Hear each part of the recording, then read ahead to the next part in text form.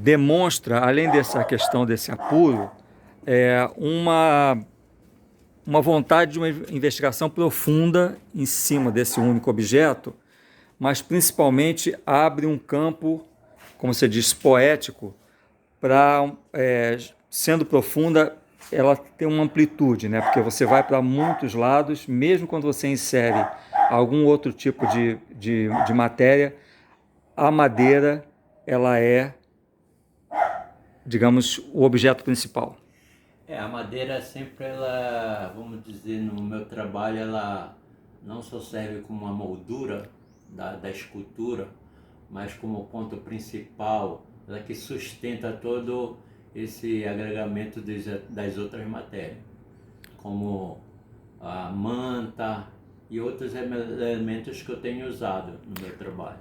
Essa inserção desse produto, dessa manta, que na realidade é algo que praticamente está num longo percurso, mas ele trouxe do seu trabalho uma, um dimensionamento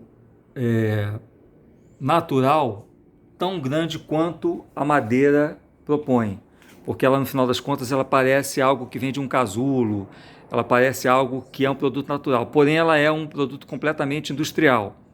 Como é que foi a descoberta desse objeto matérico? Bom, teve um momento que houve a necessidade de eu mostrar essa questão de uma arquitetura interna dos objetos. E para mim criar essa semi-transparência, eu fui atrás do material que tivesse uma certa durabilidade e ao mesmo tempo me desse essa certa transparência dessa arquitetura que muitas das vezes eu, eu construo dentro dos objetos. E aí eles são sustentados por esses produtos. É como se a pessoa diz, mas é um casulo. Para mim é mostrar uma arquitetura interna da escultura, e a madeira ela que faz toda essa sustentação desses casulos, vamos dizer, ou dessa estrutura semi-transparente. Ela surgiu muito em pesquisa que eu vim desenvolvendo para a procura de um difusor, e eu encontrei essa manta que é um difusor de iluminação. E esse é um produto universal ou importado? É um De onde? produto importado, ela é da Alemanha e é um produto que é sintético com algodão, é uma mistura, mas um produto super durável e tem ele tem uma plasticidade também boa para se trabalhar. É, junto a essa manta, nos últimos anos, você tem inserido alguns outros materiais, mesmo que a madeira seja preponderante.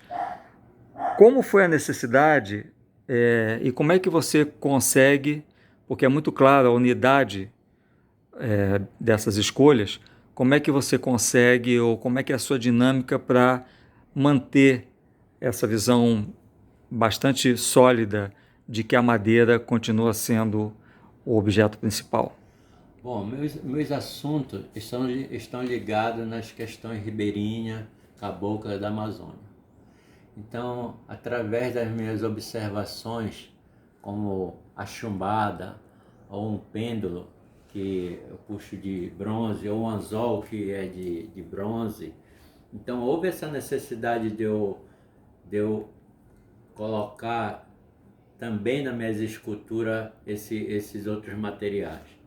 Eu me utilizo do vidro também, que pela transparência, ou seja, pelo aumento com uma lupa. Isso vai depender muito do projeto que eu estou desenvolvendo no momento.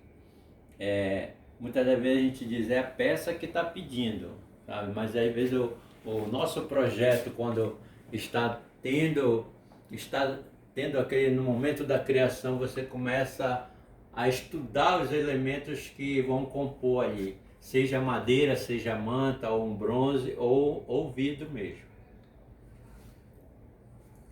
Então, nesse sentido, você me coloca que, na realidade, a unidade matérica está muito mais a partir de uma procura, digamos, Para mim é muito sim. A unidade matérica vem sempre atrelada a um assunto. sim, Porque se esse assunto que eu vou desenvolver no meu trabalho, ele pede um conjunto de, de chumbada, um conjunto de pesca, um conjunto de varas de pesca, ou mesmo uma canoa que a gente sabe que é toda de madeira, mas quando você joga é, a âncora que é de ferro, aí você já começa a analisar que precisa também no teu trabalho os seus elementos para ele se sustentar o teu tema ou sustentar o teu assunto. sim. Agora, essas escolhas elas são conscientes, elas são por projeto, isto é, você elege primeiro essa escolha e depois você pega o material e vai trabalhando em cima dele para conseguir o resultado, ou simplesmente você tem a madeira e busca em cima, tem o material, de novo. Ou simplesmente você tem o material e você busca em cima dele uma resolução. Não, é bem consciente. Aquilo que eu faço hoje em dia é muito consciente. Não, ao longo da minha carreira sempre foram muito. Eu desenho muito para chegar a um determinado projeto. Você tem cadernos de desenho aí? Tem.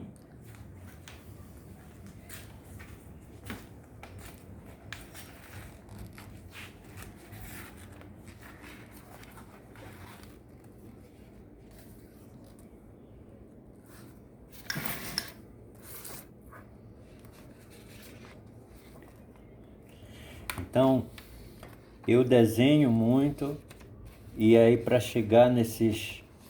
Quando esse daqui, cada desenho desse, muitas das vezes eles se desdobram em 2, 3, 4 páginas. Também para chegar no objetivo já com segurança do que, tanto do material que eu vou agregar madeira, porque muitas das vezes eu parto da madeira porque é meu, vamos dizer, é meu porto seguro, né? Mas e aí os outros elementos são muito para compor realmente, para tipo apontar um assunto, para apontar a questão do que dizer esse assunto. E aí eu acho que é fundamental o artista ter essa base do desenho. Na realidade, quer dizer, a questão projetual garante a excelência desse uso matérico, né? Com certeza. É ele que me dá toda essa base para que eu consiga, mesmo que eu mexa pouca coisa na composição, mas ela já me dá essa base de firmeza para que a coisa aconteça. Agora, também acontece de um determinado pedaço de madeira, quer dizer, de uma unidade matérica, chegar a você, quer dizer, você olhar uma madeira e falar, nossa, aquilo nasce um trabalho a partir de um olhar. Também já aconteceu muito. Assim como um pêndulo de vidro. Então, na realidade, eu também tenho essa flexibilidade, né? Na hora de você criar. Às vezes você tem N assuntos e aí você olha uma madeira de determinada forma que encaixa esse assunto. Né? E muitas das vezes você parte para esse assunto e procura as matérias-primas para você agregar para fazer essa determinada obra. E no grau de domínio que você tem hoje desta matéria, ainda há alguma coisa que você não consiga dela? Quer dizer, aquela insatisfação do artista da última martelada, última moldada, etc., algo ainda fica à frente Eu acho que na madeira eu não me vejo assim, eu nem tenho esse pensamento. Eu quando parto para madeira parece que ela já está entranhada no meu DNA. Então Sim. essa conversa que eu já tenho ao longo dos anos com essa matéria, ela parece que ela também se molda comigo. E quanto à questão da inserção dos novos materiais, no caso, mesmo mantendo essa primazia da madeira, mas quando você tem o bronze, quando você tem até peças que são folheadas a ouro, e a questão de moldagem disso, como por exemplo, você tem a moldagem para a feitura dessas peças em metal, como é que você chegou a essas novas dinâmicas de investigação, de manuseio, etc., para poder, mais uma vez, otimizar digamos, essa investigação da madeira, esse Bom, universo. bom, além dos assuntos, eu acho que a escultura ela também tem determinados pontos tanto da instalação como da escultura, como do objeto. Muitas das vezes eles se pedem isso. Às vezes eu tenho objeto que tem uma linha que puxa um bronze, mas isso muitas das vezes eu me refiro à chumbada que você puxa ao leito do rio, ou uma isca. Muitas das vezes o chumbo ou o bronze não necessariamente ele serve como pêndulo, mas ele pode servir como chumbada, como peso, como um contrapeso. Então, no trabalho, muitas das vezes, quando eu estou fazendo essa parte da madeira, e que aí eu disse aqui, cara, entra uma matéria mais transparente como o vidro, ou entra um chumbo, ou entra vamos dizer, uma corrente de chumbo, ou pode ser mesmo só várias linhas. Eu acho que é o momento de que casa assunto e madeira, e que casa assunto com outros elementos. Acho que depende muito do tema que você no momento está desenvolvendo.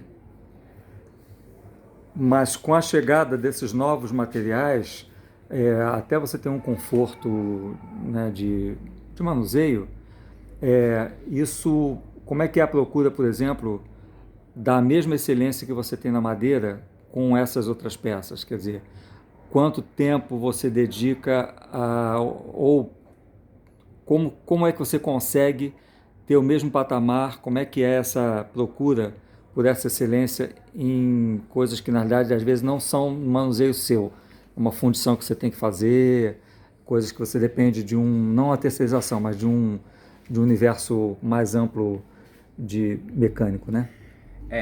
Eu como artista que sou um certo experimentador. Uhum. Já experimentei mármore, tipo de granitos, ferro, mas eu mesmo fazendo. Já passei por fundições, mas hoje em dia, pelo uma certa demanda de trabalhos, compromissos que eu tenho, eu faço a matriz, mando para um fundidor, mas quando vem para mim eu ainda faço uma certa lapidação, porque Sim. eu tenho esse primor de casar. Quando casa com a madeira, eu acho que ela tem que estar com o mesmo nível, não só de equilíbrio, mas mesmo de rigor de realmente uma joia. E a questão do rigor, que é muito presente no seu trabalho realmente, como é que você vê a recepção das pessoas? Elas conseguem ter um olhar em cima, digamos, essa primazia de acabamento? Isso é um item notável pelo Realmente público e a gente circuito? percebe pelas pessoas que é um item muito notável. Eu acho que o artista também, eu pelo menos no meu trabalho eu sempre tive esse cuidado, né, de, de fazer esses acabamentos refinados, tanto no vidro, na madeira e também no bronze, e até o próprio amarrado uma linha, até dar um nó, entendeu? Eu sempre, para dar um nó numa linha no trabalho, às vezes eu faço até ensaio para chegar a um nó, né, que a pessoa entenda que esteja aquilo ali perfeito. Então, na realidade, uma dinâmica de matéria necessita de um foco muito forte para que você mantenha a qualidade em todos os níveis de produção. Quer dizer, a excelência ela não está só na escolha, mas no acabamento de qualquer material até o seu limite. Sim, porque quando o assunto, para mim, nas minhas obras, quando o assunto é tratado, eu acho um assunto por excelência, tipo palafita, por exemplo. Eu sei que ela é toda feita de material rústico, mas quando eu quero passar que a artesania que um caboclo desenvolve tem a mesma excelência que um artista consegue passar o assunto para que as pessoas entendam que a palafita não é simplesmente rústica, mas ela tem um rigor de uma artesania requentada. Então, esse seu passado, quer dizer, a sua origem, em que você traz toda aquilo que você coloca como artesania e realmente quando é que você se deu conta de que a sua essência era um material específico para a sua investigação artística? Quando é que a sua origem começou a ficar aflorada conscientemente? Na realidade, eu sempre quis que essa parte dos assuntos da minha origem, não só canoa, como pesca, como a questão social, como questões da extrativismo, eu já abordei alimentação, uma infinidade de assuntos. Eu acho que as pessoas, quando a gente vem para um centro entre Rio e São Paulo, ou mesmo fora no exterior, acho que as pessoas também têm que entender através dessa arte esse assunto de uma maneira mais sutil, mais verdadeira e assim mais precisa. Então foi aí que eu tratei esses assuntos que pareciam banais de uma maneira mais como fosse joia, você apresentar, eu te dar um assunto tão simples, mas eu te devolver com uma preciosidade. Então, a excelência que você busca no trabalho, na realidade, ela está aberta a vários temas, porque é essa unidade matérica que dá o corpo e a assinatura geral, e você pode, por conta disso, entrar em muitos assuntos, se eu diria assim. Com certeza, até porque o meu universo, de onde eu vim, que é a Amazônia, é rica essa matéria-prima. Então, assim como a gente está rodeado de verde, de água doce, a gente também parece assim, estamos em abundância, mas ao mesmo tempo a gente tem que criar um certo consentimento dessa matéria-prima, de como ela ser devolvida posteriormente. Hoje existe uma consciência muito clara, mas você está em cima desse objeto há 20, 30 anos. E então existe aí uma apropriação natural, mas dentro da sua carreira, mas o que você vê daqui para frente como a responsabilidade do artista em relação ao meio ambiente? Bom, a gente não só tem com o meio ambiente, acho que temos com a sociedade por um todo. Eu, como artista, eu tenho consciência de que, por exemplo, as madeiras que eu uso, todas que eu uso hoje em dia nas minhas obras, são de demolições, são de recuperações, são de descarte. Porque eu vejo que ou vai para queimar ou você tem que ter algum uso para ela. Então, no meu caso, eu ainda vejo isso. Então, essa responsabilidade não é essa reciclagem, mas sim um foco mais inerente da questão dos assuntos que eu tenho tratado. Mas eu, como eu te coloquei, essa consciência ela é desde sempre por conta da sua origem, quer dizer, você já vinha com ela lá, porque há 40 anos atrás Isso não era uma emergência. Há 30 anos atrás não era uma emergência. E isso, mesmo assim, te inspirou a esse respeito que o espaço que você habitava te aflorava. Mas como é que foi a colocação disso para um público naquele momento distante, né? Que você veio defendendo todas essas questões em cima do uso precioso, quer dizer, de forma preciosa essa matéria, criteriosa. Como é que é a leitura do público, do circuito em relação a isso?